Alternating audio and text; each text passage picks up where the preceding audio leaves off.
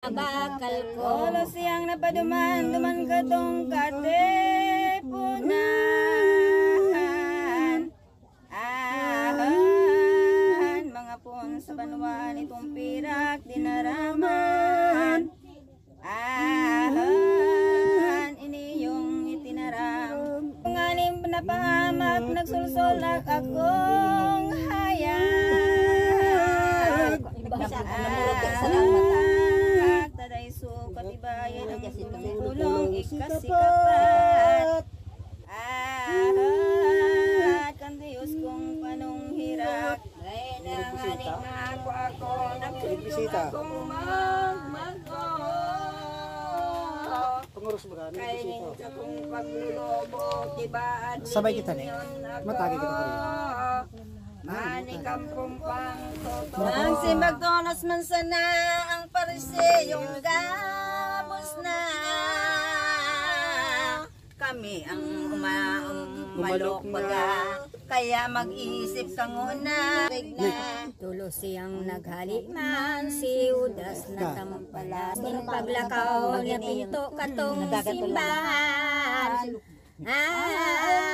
Napirak inapundungan. Binulagsak na sana itong pirak niyang dala.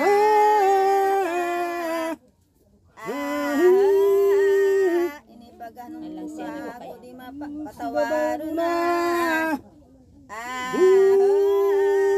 Sa nagibong salabagan.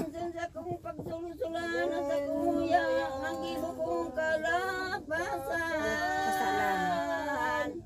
Di na ako mahirapan kaya ngunyang kaniguan na ako magpatibasan. Gusto ko si paglakaw luminawan sa banwan.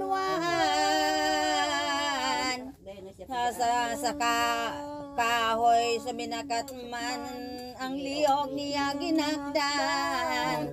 Naghugot iniyong palpal. Sungani magadang itong apostolis na ayam. Pinagsaklot siya duman manlain na inagamgam. Demonyo iyong nagkakaraan kay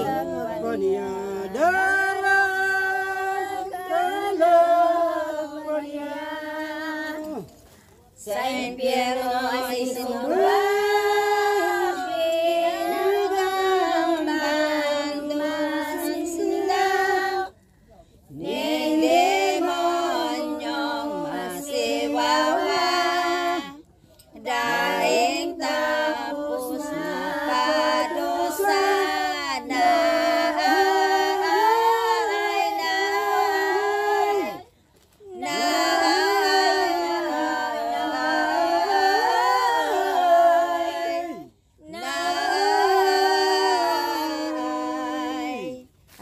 Espiritu Santo. Amen.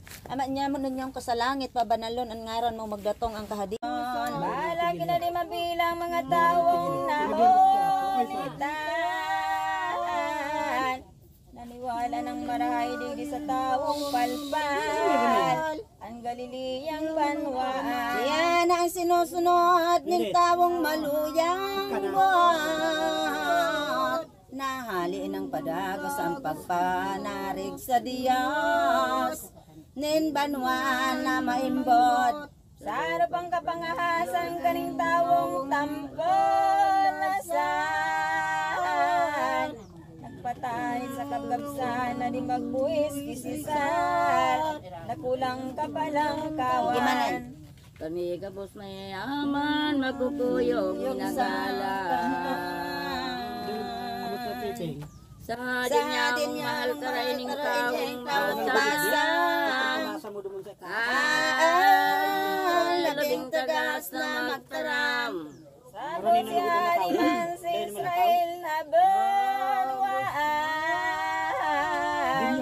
Gabos na pinagdadayan kaning malubong palpal. Mga tawo nalalawgan. Sa pangamang tunay ang inaniyang magura. Yung tenodan katuod kung namumutang Galileo, ikapalan, Nazaret sa imong banwan. Ang simbag ni Jesucristo, ang hukom na si Pilato. Duman akong tao, binuha si Pilato. Ani isip ribok na gayo. Miningay siya naman kan mga taong kadaklan. Sering kayo niya ang pagtarang mga puon sa banwaan. Di ko siya sa kopalan. Si Rodis daing iba, anadik sa Galilea. Ang sinabi nindong sadya siyang igong mag-usisa. Aning katanusan gabus na. Nakaw na sa indong darha sa tutong hadin niya. Siya iyong tatawo na mag-isip ninigo baga sa sakit na ipadusa. Agad mo kaining ulay katong mga tampalasan.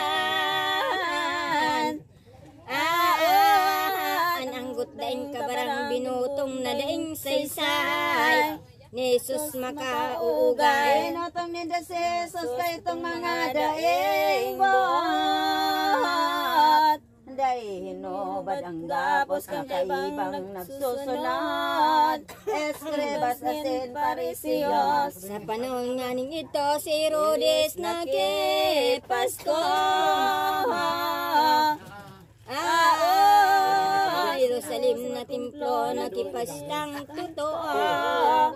Kaining saldaw na ini. Ang isang lokas ng ulay sa Ebanghelyong palaman.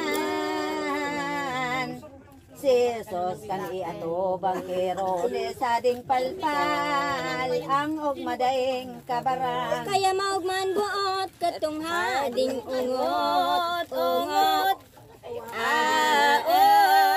Tabuot nakitang sayod ang mga milagrong lubos. Ang mga gibo ni Jesus. Sa kapalpalan totoo kan ginibo ni Pilata.